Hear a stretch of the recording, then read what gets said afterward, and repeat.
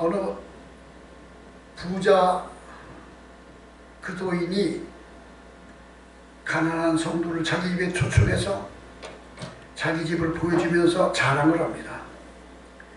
여보게, 우리 집에는 방이 10개나 있네. 침실이 있고 거실이 있고 응접실이 있네. 여기는 서재가 있고 음악 감상실도 있고 여기서는 예배 드리는 곳이야. 여기는 기도하는 방이야. 아, 여기는 식탁이 있는, 여기는 식당이고.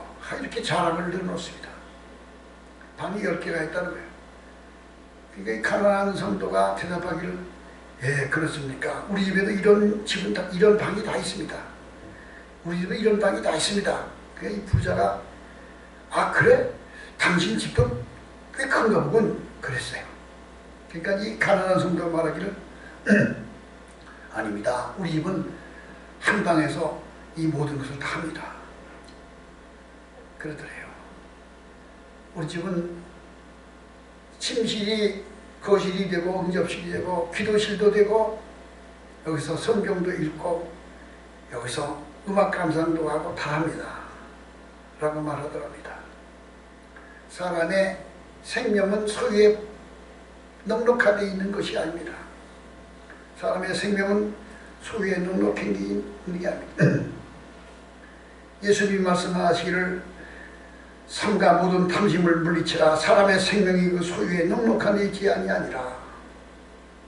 어느 부자가 밭에 소출이 많아서 그것을 창고를 크게 짓고 거기에 가득 채워놓고 그래도 모자라서, 아, 너무 많구나, 어디다 둘까. 창고를 더 크게 짓고 요래쓸 물건을 채워놓고, 야, 이제 나는 배부르다, 먹고 즐기자 할 때 하나님께서 말씀하시기를, 어리석은 자야, 오늘 밤에 내가 네 영혼을 취하면 네가 예비해 놓은 곳이 네 것이 되겠느냐. 우리는 세상 살면서 세상 사람들처럼 사는 것이 아니라 신령한 성도, 거룩한 백성으로서의 지혜를 얻어야 될 줄로 믿습니다. 우리는 세상에서 지혜로운 삶이 되려면 어떻게 될까요? 신령한 지혜가 무엇일까요? 오늘 성경 말씀 13절을 보면은 13절에 말합니다. 너희 중에 지혜와 총명이 있는 자가 누구냐? 그는 선행으로 말미암아 지혜의 온유함으로 그 행함을 보일지라. 우리가 지혜로운 삶은 선행으로 말미암아 온유함을 보이라. 너희 중에 지혜와 총명이 있는 자가 누구냐? 그는 선행으로 말미암아 지혜의 온유함으로 그 행함을 보일지라. 우리는 세상 살면서 선행을, 선한 열매를 맺어야 됩니다. 선이라는 선하다는 것의 의미는 착할 선자가 있죠. 착하다는 게 뭘까요? 거짓말도 안 하고 양순하고 아주 겸손하고 그런 사람을 착하다 그랬죠. 근데 착하다는 의미를 한문을 선자를 써봐요. 한문으로 착할 선자를 쓰면은 무슨 글자가 나오나요? 양양자를 써야 돼. 양양자. 맨 밑에 입구자가 있어. 근데 입구자 위에 양양자가 있는데 그 양양자를 입구자가 이렇게 손으로 받쳐주고 있어. 그게 착할 선자야. 양이란 뭘까요? 양이란 예수님을 양으로 말하는 거예요. 예수님이 어린 양이 예수님이야. 그런데 우리의 입으로 예수님을 높이는 거예요. 이게 선한 거예요. 우리의 입으로 주님의 행하는 것을 따르며 주님의 삶을 본받아 사는 것이 선한 것이에요. 너희는 선한 행실로 말미암아 지혜의 온유함을 보일지라. 온유함이란 온화하고 부드럽고 화평하고 순한 것, 따뜻한 마음. 예수님을 본받아 그 성품을 본받아 우리의 마음이 부드럽고 온유하고 화평하고 따뜻한 순한 마음을 가지라. 예수님께서 말씀하시기를 나는 마음이 겸손하고 온유하니 수고하고 무거운 짐진 자들아 다 내게로 오라. 내가 너희를 쉬게 하리라. 나는 마음이 온유하고 겸손하니 내게 와서 내 똥애를 메고 내게 배우라. 예수님은 그 마음이 온유하셨습니다. 겸손하셨습니다. 모세도 광야 40년을 지나면서 이스라엘 백성을 가나안으로 이끌어가는 그 과정에서 그에게는 수없는 많은 난관과 시련이 있었습니다. 자기 동족들이 원망하고 불평하고 대적하고 어려운 난관이 있었으나 모세는 40년 동안 그 비난과 반대와 그 어려움 속에서도 그런 묵묵히 주님의 뜻을 따르는 온유함이 있었습니다. 그래서 민수기서 12장 3절에 이 사람 모세는 온유함이 지면에 모든 사람보다 더하더라. 그로 인해 선한 지혜는, 신령한 지혜는 선한 예수님을 본받아 우리는 그 마음가짐이 온유함을 가져야 됩니다. 온유함. 강박한 마음이 아니라 온유함.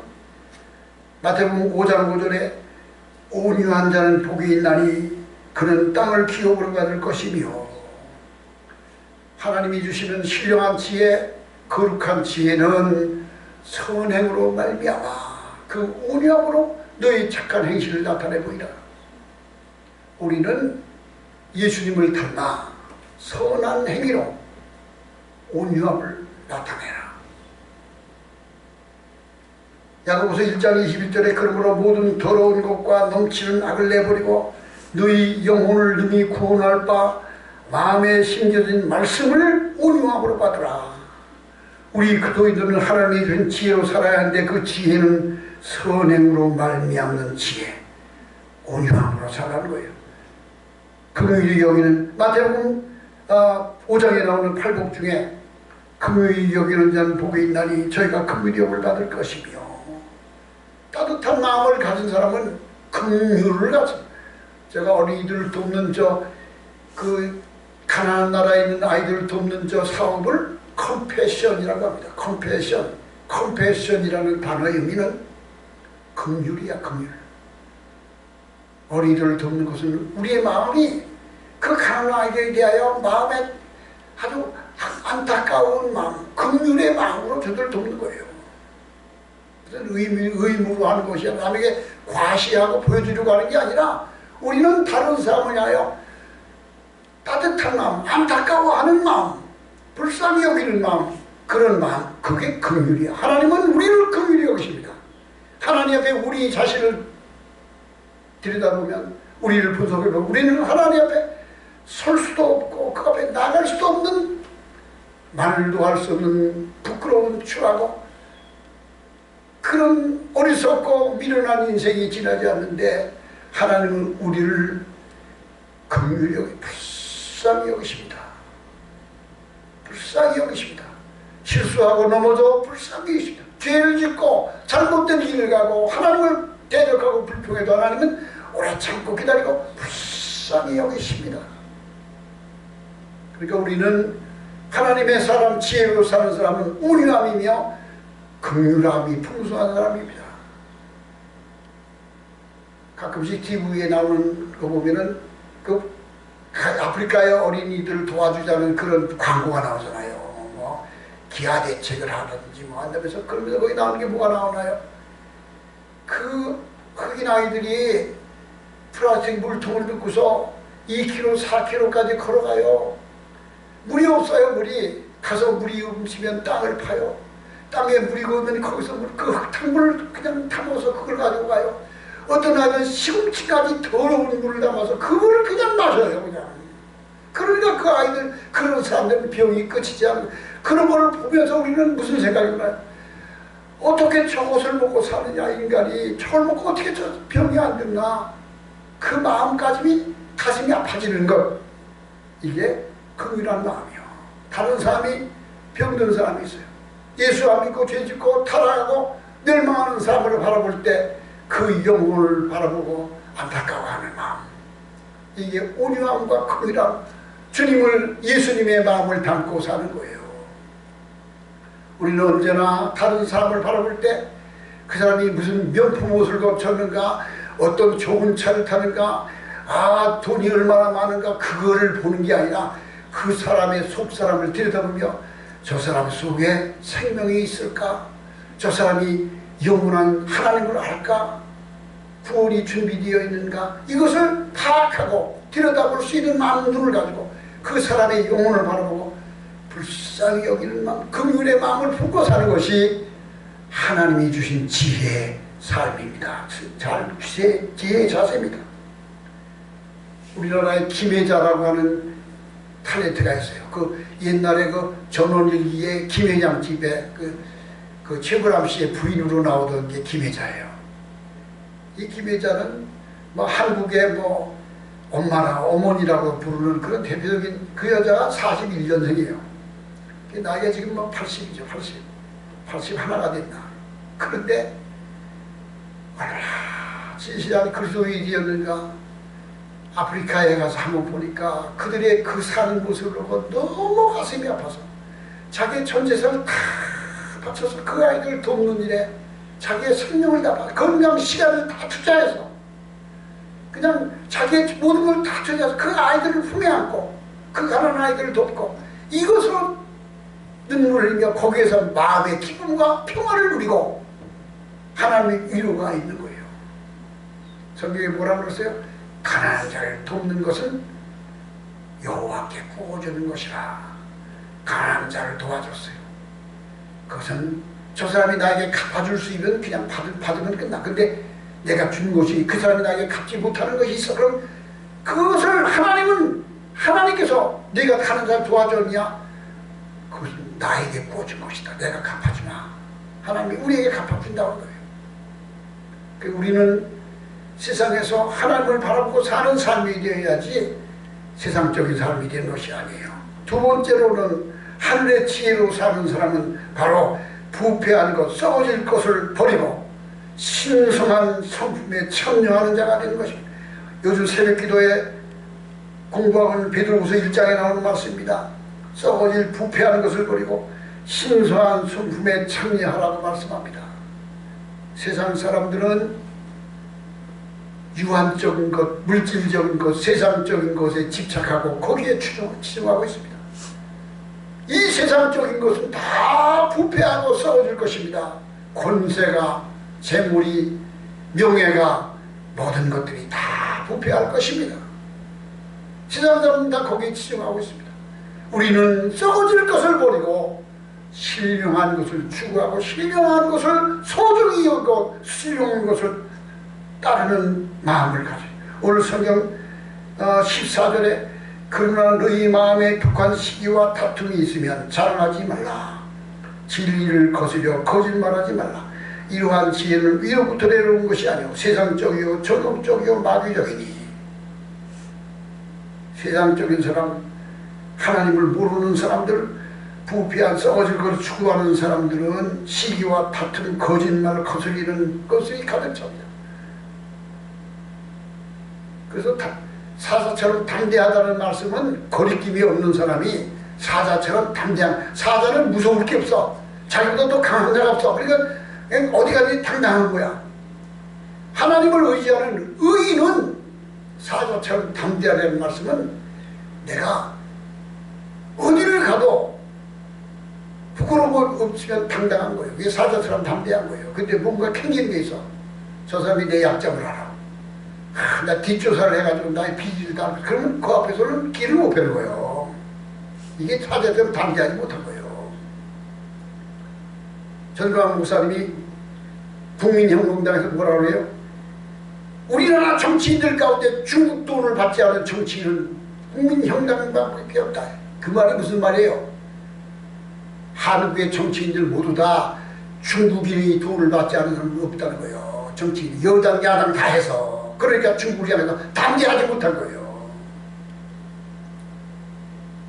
하나님을 의지하는 사람은 세상적인 것에 마음이 뺏기지 않고 신령한 것을 추구하는 사람, 하나님 앞에 부끄러움이 없는 담대한 사람, 사자처럼 담대한 마음, 이것이 하늘의 지혜로 사는 사람이에요. 여당 야당 다 지금 약점이 잡힌 거예요. 중국이 약점 잡히고 저들이 약점이 잡혀서 뭔가 캥기는 것이 있으니까 그들 앞에서 꼬리를 내리고 할말을 못하고 있는 것이 왜 그럴까요? 썩어질 것을 추구하고 사는 거예요. 신령한 것을 소중하게 여기지 않는 거예요. 거짓을 말합니다. 이런 지혜는 위로부터 온 것이 아니요 세상적인 것이요 정욕적인 것이다. 우리는 하나님을 사모함으로 하나님의 의와 하나님의 긍휼하심이 함께 하심으로 하나님의 죄사함받아 세상 사람을 향하여 누구에게도 우리는 신령한 것을 추구하는 사람으로서 부끄러움이 없는 담대한 믿음을 가지고서 하나님을 영화롭게 하게 하여 나의 모든 것을 투자할 수 있는 그런 믿음의 열매를 가져야 됩니다. 어떤 사람이, 제가 그런 사람 봤어요. 어떤 부자가 암이 걸렸어요. 그러니까 병원에 가면 병이 고침을 받지 않고 모든 의사에게 다들 또 치료할 방법이 없으니까 교회 가서 하나님 앞에 기도하면 하나님 나를 살려주십시오. 내가 살려주면 내가 하나님 앞에 교회를 몇 개를 짓겠습니다. 병이 나서 그러니까 어떻게 했어요? 아프리카에 가서 500만 원만 가지고 교회를 하고 있어요. 교회를 하서 교회를 5개 짓는다면 뭐 2,500만 원, 그러니까 자기 재산 가지고 500, 5개 줄 수 있는 거예요. 하나님 앞에 우리는 나의 모든 것을 드려서 주를 영화롭게 할 수 있는. 근데 어떤 사람이 있어요? 이런 사람이 있었어요. 죽을 병이 들어서 살아갈 방법이 없으니까 교회 와서 기도를, 하나님 나를 고쳐주십시오. 내가 살고 있는 그 집을 내 병만 고쳐주면 바치겠습니다. 그래서 근데 놀랍게도 병이 나서 깨끗하게 났어. 병이 났고 나니까 큰 걱정이 생겼어. 아이고, 대지가 200평에 건평이 60평이 5억짜리 집을 바쳐야 돼. 안 바칠 수가 없어. 야, 어떡하나. 약속을 했는데, 그래가지고 광고를 냈는데 우리 집을 매매합니다. 우리 집값은 10만 원입니다. 그런데 마당에 서 있는 은행나무가 5억 원입니다. 이 집을 사는 사람은 반드시 5억짜리 은행나무를 같이 사야 팔지 10만 원 안 팝니다. 그래서 5억 10만 원에 팔았어. 집값은 10만 원 아니야. 10만 원만 바치고 5억 제가 챙겼대. 얼마나 야고. 이게 예수 믿으면서 이렇게 잔꾀를 부리는 사람이 있다니까. 우리는 그런 사람이 아니야. 너희는 먹든지 마시든지 무엇을 하든지 다 하나님의 영광을 위하라. 하나님을 기쁘시게 하기 위해 살아야지. 어떻게 하면 하나님을 이용해서 내가 수시 맞고 내가 이용해 먹을까, 병이나 날까, 복이나 받을까. 아이고, 이번에 국회의원 당선되는데 하나님 도와주십시오. 아이고, 이 기도해서 답답하니까 가서 딴 데 가서 물어보고, 무당한테 가서 아이고, 이번에 국회의원 나섰는데 어떻게 하면 당선될까. 우리 아들이 대학을 가는데 수능 점수 잘 받아서 서울대 가고 싶습니다. 아이고, 물어보는다. 예수 믿고 교회 다니는 사람이. 이거는 믿음을 떠난 거예요. 이거는 썩어질 것을 추구하는 거예요. 신령한 것을 사모하는 자가 아닌 거예요. 우리는 삶의 목적을 하나님을 기쁘게 하는 하나님의 영광에 맞추며 하나님의 영광에 나의 삶에 모든 것을 맞추며 사는 지혜로운 사람이 됩니다. 썩어질 것을 거스려 질기를 거스리는 자들, 썩어질 것을 추구하는 자들이 아니라 우리는 하나님의 신령한 것을 사모하는 믿음이 되십시다. 세 번째로는 성령의 열매를 맺는 삶이 되어야 합니다. 17절을 보세요. 오직 위로부터 난 지혜는 첫째 성결하고 다음은 화평하고 관용하고 양순하며 긍휼과 선한 열매가 가득하고 편견과 거짓이 없나니. 위로부터 난 지혜, 하나님이 주시는 지혜, 성령의 열매는 첫째 성결하고 화평하고 관용하고 양순하고 긍휼과 선한 열매가 가득하고 편견과 거짓이 없나니. 이게 성령의 열매입니다. 고린도전서 12장에 성령의 9가지 은사와 성령의 9가지 열매가 있어요. 성령이 임하신 사람에게 하나님이 은사를 준 것이 9가지인데, 첫째 지혜의 말씀, 두 번째 지식의 말씀, 세 번째 믿음의 은사, 네 번째 병 고치는 은사, 다섯 번째 영들 분별하는 은사, 여섯 번째 예언하는 은사, 일곱 번째 능력해 하는 은사, 8번째 방언 말하고 9번째 방언 통역하는, 이게 9가지가 성령의 은사야. 근데 성령의 열매가 있어. 하나님을 사모하며 성령 받은 사람이 그 마음의 성품이 변화돼서 선한 열매를 맺는 삶이 되어야 되는데, 오늘 베드로 야고보서 3장 17절에는 첫째는 성결하고 답은 화평하고 관용과 양순하며 긍휼과 선한 열매가 가득하고 편견과 거짓이 없다고 했는데, 고린도서 12장에 보면 성령의 9가지 열매는 사랑과 희락과 화평과 오래 참음과 자비와 양선과 온유와 충성과 절제, 이 9가지가 성령의 9가지 열매. 성령 받은 사람에게는 어떤 성품이냐? 사랑과 희락과 화평과 오래 참음과 자비와 양선과 충성과 온유와 절제, 9가지가 그에게 그 삶 속에서 이루어진 거예요. 이것이 성령, 이게 하나님이 준 신령한 성품으로 사는 거예요. 위로부터 난 지혜로운 사람, 좋은 열매를 맺는 사람이에요. 이와 같이 우리 성품이 변화받는 오늘 성경 말씀, 첫째는 성결하며 화평하며 관용과 양순하며 긍휼과 선한 열매가 가득하고 거짓과 편견이 없는 것. 이와 같이 신령한 열매 맺는 삶이 되려면 어떻게 해야 될까요? 사람의 방법으로, 사람의 노력과 사람의 힘으로 되는 게 아니에요. 울어도 안 되고 힘써도 못하네, 참아도 못하네. 하나님의 선한 열매를 맺으려면 사람의 노력으로 되는 게 아니에요. 여러분, 요즘은 전등불 켜지만 옛날에는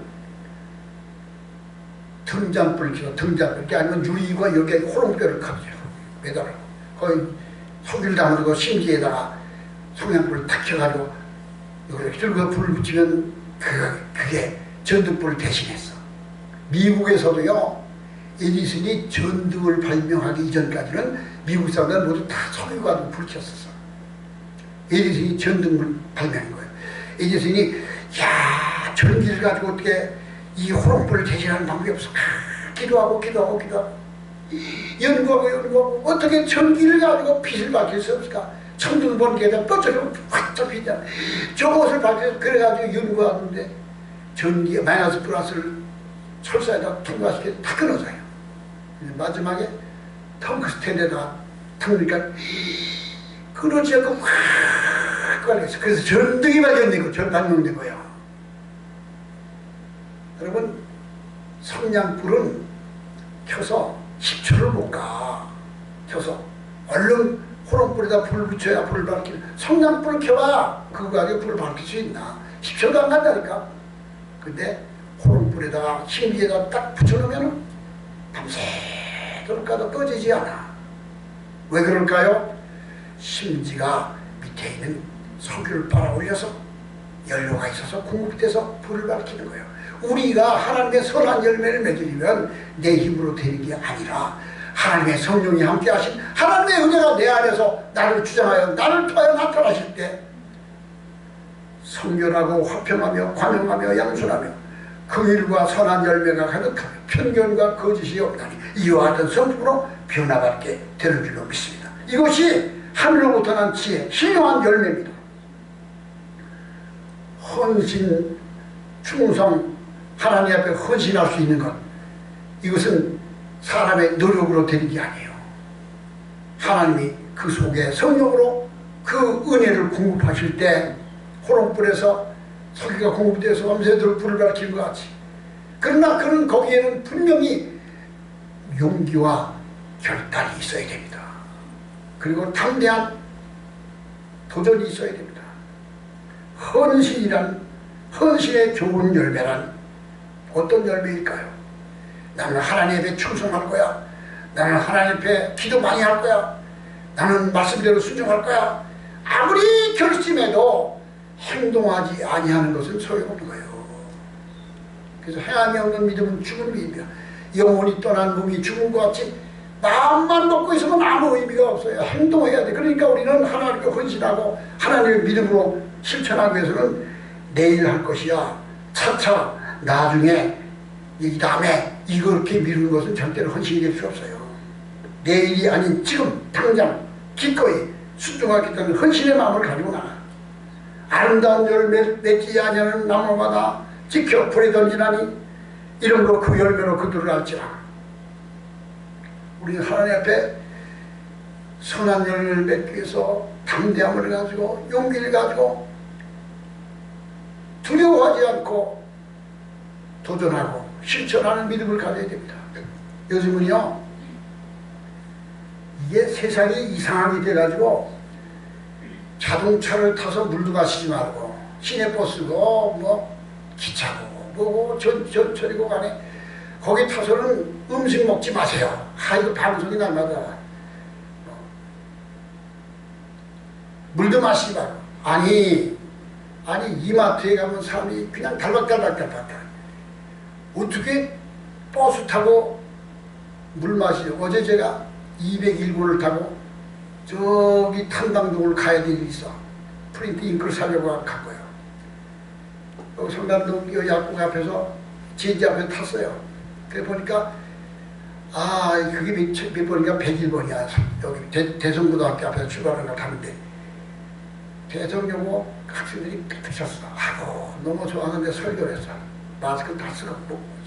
여러분, 학생들 내 말 좀 들어봐요. 그랬더니 쳐들어. 태양이 없어지면 세상이 어떻게 될까요? 세상이 깜깜해지죠? 그리고요, 추워집니다. 영하 270도까지 추워져요. 잘 들어요. 근데 내가 하는 소리를 운전수가 들고요. 꽉 찼는데, 그랬더니 차를 세워! 버스에서 이 대화가 안 됩니다! 아이고, 기가 막혀서. 그래서 경찰 불러요! 아이고, 나 세상에.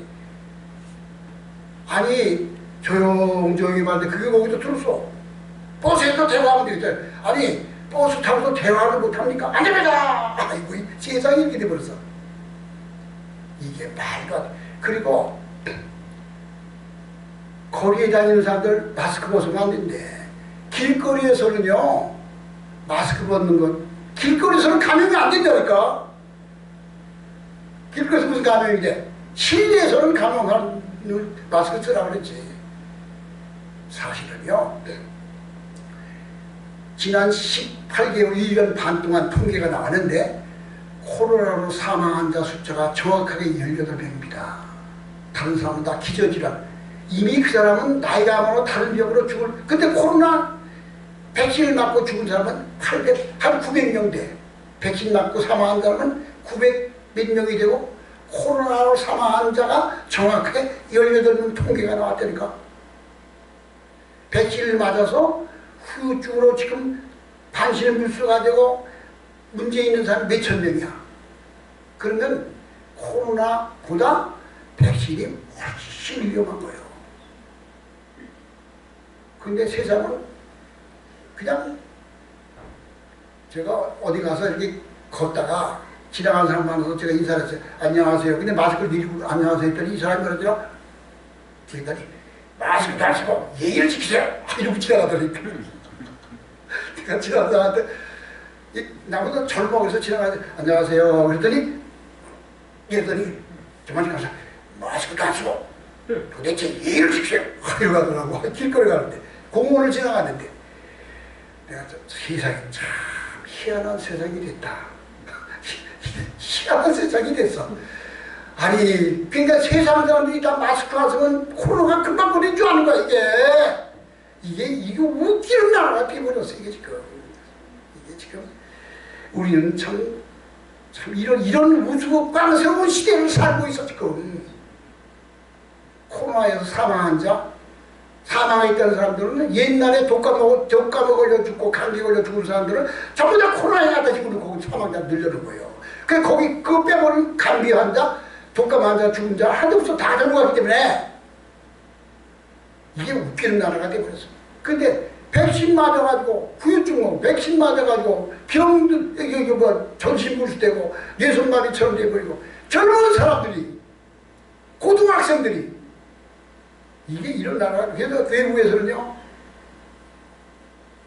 그 의학자들 가운데 의사들 가운데 소재 있는 양심 선언하는 의사들이 백신은 절대로 코로나를 예방하는 게 아니다. 이거는 정치적인 것이고 이거는 음모가 있는 것이라고 하는 양심선언하는 게 얼마나 많은지 모르는데 그것이 보도가 안 돼요. 양병호 박사라는 분이 있어요. 그분이 누구냐? 한국 원자력학회 회장, 왜 원자력 그 병원 의사예요. 의학 박사예요. 양병호 박사. 그분이 누군가 하면은 박원순 서울시장 아들 박주신이라는 그 아들이 공부로 입대했다가 서울대 무슨 병원, 서울에 무슨 병원에서 엑스레이를 찍었는데 척추에 뭐 이상이 있다고 그 엑스레이 근거로 해서 제대시켰어요. 근데 그 척추 사진을 이 영상공학 박사야. 이 양승호 박사는 의사, 현직 의사고 현직 원장이고 이 사람이 그 신문에 나는 그 박주신이 엑스레이 사진을 보니까 이 사진은 그 증거로 내는 사진은 이거는 20대 젊은이의 척추가 아니야. 40대, 50대 척추야.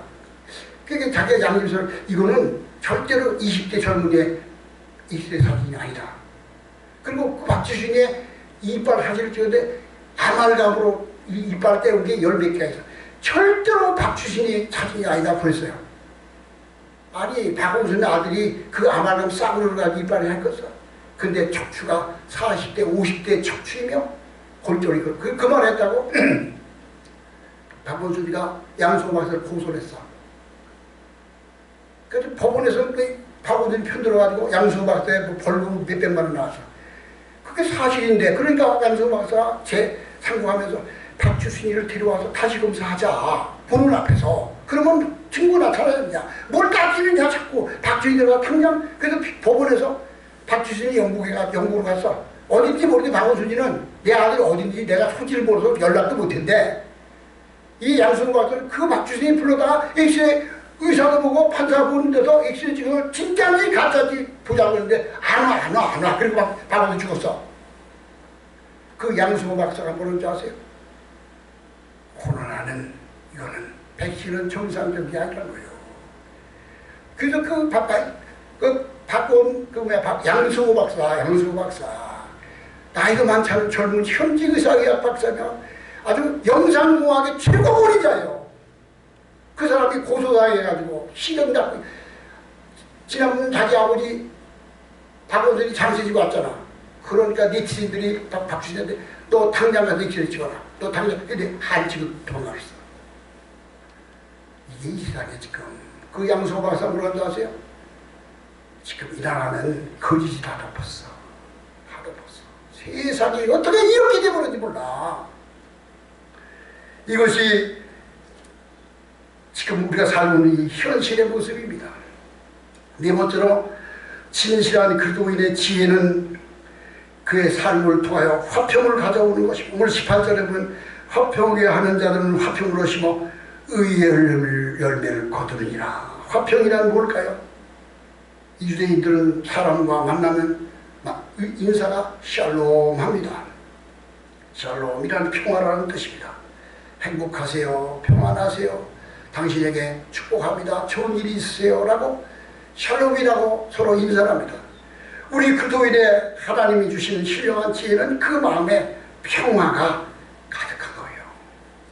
내게 샘솟는 기쁨 평화 넘치네. 내게 샘솟는 감사가 넘치네. 내 가슴 속에서 샘물이 솟아나듯이 기쁨과 평안이 외부에서 주어진 게 아니라 내 속에서 생산되는 거예요. 생산되는 거. 그게 해피니스야. 해프니야. 일어나는 거예요. 내 속에서 일어나는 거예요. 참다운 기쁨과 평화는 내면에서 솟아나는 거예요. 이것이 하나님이 준 평화예요. 하나님의 지혜예요. 우리나라의 YMCA의 청년운동을 했던 해방전에 애국지사였던 이상재 선생이라는 분이 있어요. 이분이 감옥에서 성경을 읽다가 깨닫고 그리스도인이 됐어요. 시간 그렇게 됐어요. 이상재 박사. 정말 이렇게 놀라운 하나님의 은혜가 있는지 모르고 기독교인이 됐어요. 그리고 그는 한국 청년들을 기독교 인 만드는 YMCA 청년운동하던 그 이상재 박사가 그를 존경하는 청년이 그에게 와서 말합니다. 선생님같이 훌륭하신 분은 오래 사셔야 되지 않겠습니까? 그러니까 이상경에서 대답하기를 크게 웃으면서 여보게 난 그럴 필요가 없네. 나는 이미 영원히 사는 법을 알고 있다네.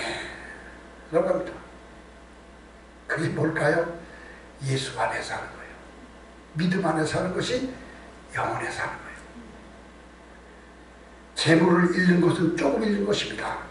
그러나 건강을 잃는 것은 많이 잃는 것입니다. 그러나 예수 믿는 믿음을 잊어버리는 것은 모든 것을 다 잊어버리는 겁니다. 사람들은 재물을 잊어버리면 크게 손해본 줄 알고 화를 내지, 건강 잊어버리면 더 큰 거예요. 근데 그보다 더운 게 믿음을 잊어버리고 예수 믿는 것을 잊어버린 사람은 세상에서 가장 큰 소질을 가진 사람. 우리 예수 안에서 하나님의 신령한 지혜를 누리며 사는 저와 우리 되기를 주의로 축원합니다. 우리 다 같이 기도하시죠.